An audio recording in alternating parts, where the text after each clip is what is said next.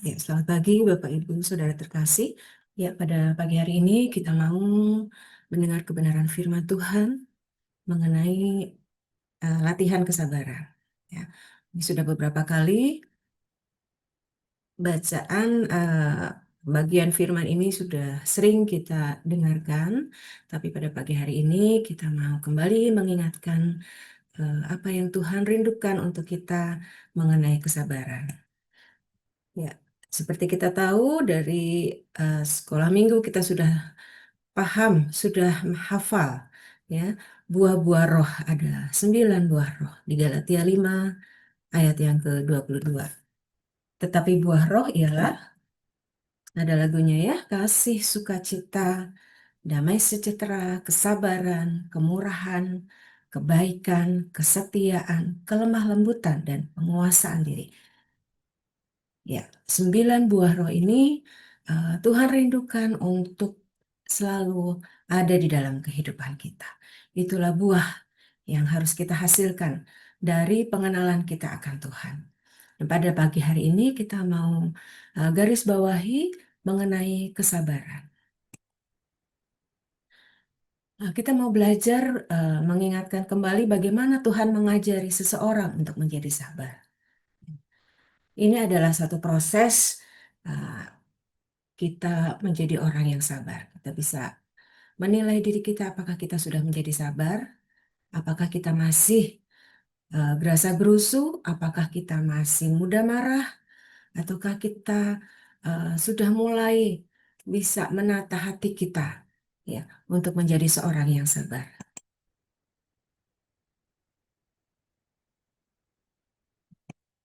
Ada 3 hal yang ingin saya eh, bagikan pada pagi hari ini, yaitu bagaimana Tuhan mengajari seseorang menjadi sabar. Yang pertama kita lihat di Amsal 19 ayat yang ke-11. Firman Tuhan di situ mengatakan, oke, akal budi membuat seseorang panjang sabar dan orang itu dipuji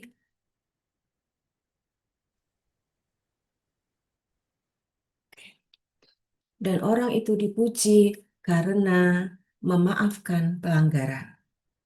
Ya. Paham dunia mengatakan bahwa semakin tinggi ilmu seseorang, semakin luas wawasan seseorang, akan membuat dia lebih luas untuk berpikir dan akan menjadikan dia menjadi seorang yang lebih sabar.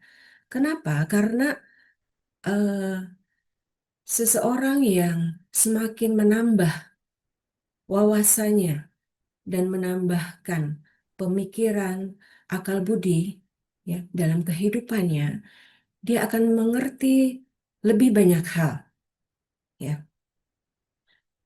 Jangan menjadi bodoh. Banyak kasus ketidaksabaran menyebabkan kesalahan, sengketa, dan kekecewaan.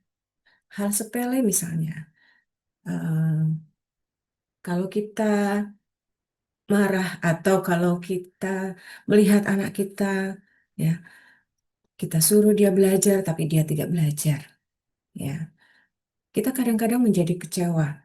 Bahkan mungkin ya saking seringnya kita ingatkan dia, ya, terus kita jadi marah. Ya, hal sepele aja itu, eh, kalau kita marah kepada anak kita atau marah kepada orang lain misalnya, ya, itu bisa menyebabkan kekecewaan. Bahkan mungkin pada akhirnya bisa menyebabkan kepahitan kepada seseorang. Ya, tapi semakin orang berilmu, eh, semakin luas wawasannya, dia akan berpikir, apa gunanya saya menjadi marah? Ya, tidak akan eh, tidak akan menyelesaikan persoalan. Ya, jadi di firman Tuhan ini kita diingatkan untuk semakin menambahkan kepada pemikiran kita akal budi.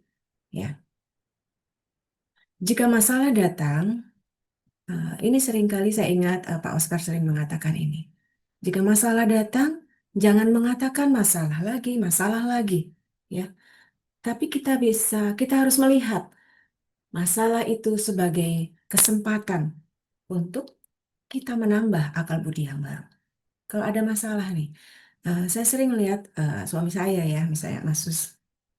Kalau ada masalah dalam eh, kasus misalnya mesinnya, tiba-tiba ditelepon, ini Pak ada masalah gitu ya. Saya melihat dia masuk ke dalam kamar, kemudian dia mencari apa-apa sih, apa yang menjadi kendala, apa yang menjadi persoalan nih. Mesinnya kok ada problem gitu. Mungkin dia melihat literatur, mungkin dia mencari-cari begitu ya.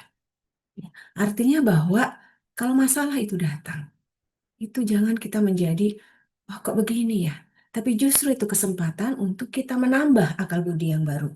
Ya, kita bisa mencari literatur, kita mencari wajah Tuhan, kita cari di dalam firman Tuhan. Ya, ubah pandangan dengan cara melihat masalah sebagai cara Tuhan untuk membuat kita semakin baik. Jadi artinya ini yang pertama, bagaimana Tuhan mendidik seseorang untuk menjadi sabar, untuk berpikiran yang luas, untuk mempunyai akal budi yang luas, ya, dengan cara Tuhan izinkan masalah itu datang di dalam hidup kita. Kemudian yang kedua adalah mengenai penderitaan atau aniaya. Ini firman Tuhannya di 1 Korintus 4 ayat 12b. Ya, kalau kami dimaki, kami memberkati.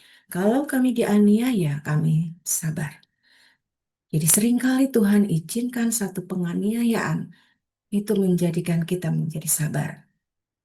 Mungkin tidak secara fisik ya, tidak penganiayaan secara fisik. Tapi kadang Tuhan izinkan perkara-perkara yang mungkin menyakitkan hati kita, mengecewakan kita. Ya, orang-orang yang membuat kita kecewa, menyakitkan hati dengan perkataannya. Justru kita harus berterima kasih kepada mereka. Karena apa? Mereka mengajar kita kesabaran. Atau kita sudah melakukan sesuatu yang benar kepada orang lain. Mungkin di dalam pekerjaan kita, kelihatannya kita sudah maksimal. Kita melakukan hal yang terbaik. Tapi ternyata bagi orang lain itu bukan sesuatu yang luar biasa. Bahkan mungkin kita tidak dianggap. Nah, mungkin hal penganiayaan yang bukan secara fisik ya tadi ya, penganiayaan yang membuat hati kita menjadi eh, diuji dalam hal ini, ya, disitulah Tuhan mengajar kita. Jadi jangan anti dengan kata penganiayaan, ya, karena ini contoh kita di firman Tuhan juga bagaimana Tuhan eh, melihat itu sebagai satu kesempatan, ya, untuk kita semakin sabar dan kita menjadi berkat lewat hal yang harus kita lalui. Kemudian hal yang ketiga yang Tuhan izinkan, yang Tuhan latih untuk kita eh, mempunyai buah roh kesabaran adalah jawaban doa yang tertunda. Ya. Di Mazmur 27 ayat 14 di situ dikatakan, nantikanlah Tuhan, kuatkanlah dan teguhkanlah hatimu. Ya, nantikanlah Tuhan. Ya. Ini sering kali kita alami bagaimana jawaban doa itu kita tahu ada yang langsung mungkin Tuhan kasih. Ada yang ada menurut waktunya Tuhan tertunda atau mungkin tidak Tuhan berikan kepada kita. Ya. Ini jawaban doa yang tertunda. Ya. Doa yang tertunda sering dikaitkan dengan yang pertama adalah ujian iman.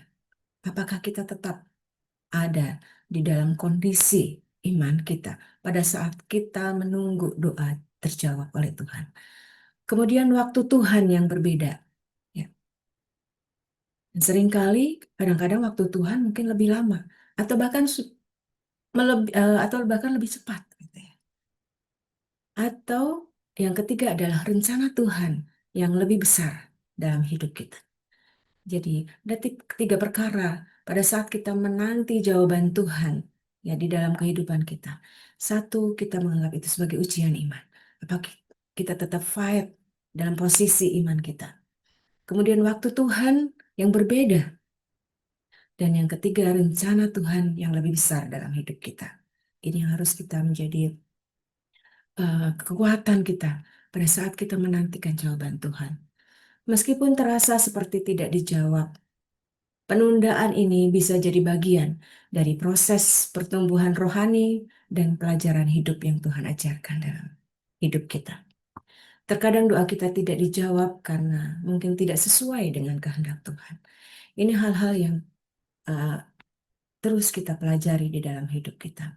Dari tiga hal ini, ya, bagaimana masalah datang itu membuat kita bisa berpikir lebih luas, akal budi yang lebih banyak yang Tuhan anugerahkan. Kemudian yang kedua, bagaimana penganiayaan itu membuat kita semakin berharap sabar di dalam penganiayaan. Kemudian yang ketiga, melalui jawaban doa yang tertunda, Tuhan mengajar kita untuk senantiasa sabar di dalam menantikan jawaban Tuhan. Di 2 Petrus 3 ayat 9, ya, kesabaran adalah sifat ilahi, sifat Tuhan juga yang memang harus dimiliki oleh umatnya. Di 2 Petrus 3 ayat yang ke-9, ya. Ia sabar terhadap kamu karena ia menghendaki supaya jangan ada yang binasa, melainkan supaya semua orang berbalik dan bertobat. Tuhan Yesus menjadi contoh untuk kita, bagaimana kita belajar untuk sabar. Ia sabar terhadap kita dan segala ketidakmampuan kita. Kadang-kadang kita jatuh di dalam satu perkara, tapi di 2 Petrus ini dikatakan ia sabar terhadap kita, ya. Karena ia menghendaki supaya jangan ada yang binasa, melainkan supaya semua orang berbalik dan bertobat. Ya. Jadi kesabaran bukan hanya sekedar kemampuan untuk menunggu, ya. Kita menanti dan menunggu, tetapi juga merupakan sikap hati yang penuh kasih, pengampunan, dan ketahanan dalam menghadapi berbagai situasi kehidupan sesuai dengan kehendak Tuhan. Puji nama Tuhan, ini yang ingin saya rindu bagikan, kiranya kita bersama-sama belajar melihat setiap persoalan di dalam hidup kita adalah kesempatan untuk kita berbuah dalam hal kesabaran. Tuhan Yesus memberkati.